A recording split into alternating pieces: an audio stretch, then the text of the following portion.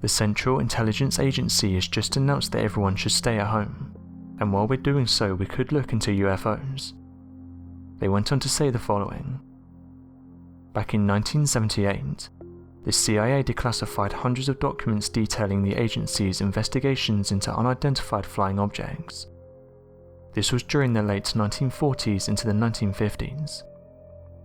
We've decided to highlight a few documents within the vast amount of data contained within our Freedom of Act Information UFO collection that both skeptics and believers will find interesting. The truth is out there, and it's your time to find out. One of these documents detailed the following.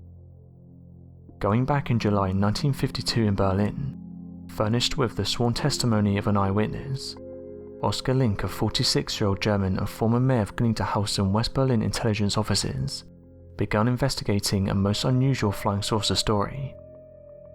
According to this story, an object resembling a huge flying pan and having a diameter of around 15 meters landed in a forest clearing in the Soviet zone of Germany. He said the following. While returning home with my daughter, a tyre of my motorcycle blew out near the town of Hasselbach. While we was walking around Hasselbach, my daughter pointed out something which lay at a distance of around 140 meters away. Since it was twilight, I thought that she was pointing at a young deer. I left my motorcycle near a tree and walked towards the spot which she pointed to. When, however, I reached the spot around 55 meters from the object, I realized that my first impression had been wrong. What I had seen were two men who were now about 40 meters away from me.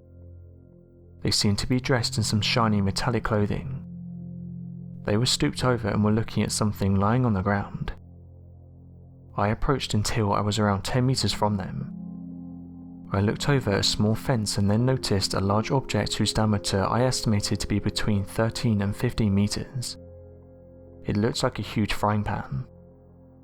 There were 2 rows of holes in its periphery, around 30 centimeters in circumference. The space between the 2 rows was around 0.45 meters.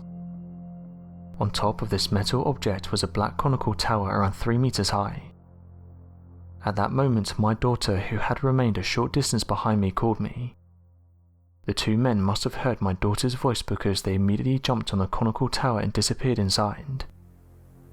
I'd previously noted that one of the men had a lamp on the front part of his body, which lit up at regular intervals. Now the side of the object on which the holes had been opened began to glitter. Its colour seemed green but later turned red. At the same time I began to hear a slight hum. While the brightness and hum increased, the conical tower began to slide down into the centre of the object. The whole object then began to rise slowly from the ground and rotate like a top. It seemed to me as if it was being supported by the cylindrical plant, which had gone down from the top of the object through the centre, and had now appeared from its bottom on the ground. The object, surrounded by a ring of flame, was now a certain number of feet above the ground. I then noted that the whole object had risen slowly from the ground. The cylinder on which it was supported had now disappeared within its centre, and had reappeared on top of the object. The rate of climb had now become greater.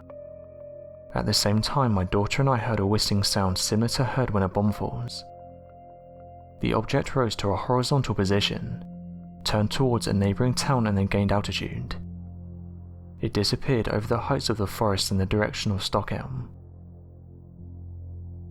So what do you make of this interesting tweet by the CIA? Be sure to let us know your thoughts in the comment section below, and help us by growing this community while working to solve these unexplained mysteries. Thank you for watching, and don't forget to subscribe for more videos.